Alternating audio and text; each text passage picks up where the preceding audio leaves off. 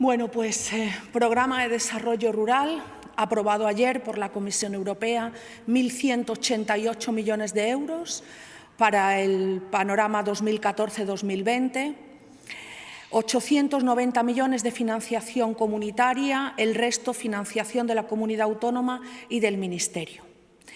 ¿Qué vamos a hacer antes de que finalice el año? Lo primero, y lo he comentado anteriormente, 3 millones de euros para los grupos de acción local en la ayuda preparatoria de las estrategias de desarrollo.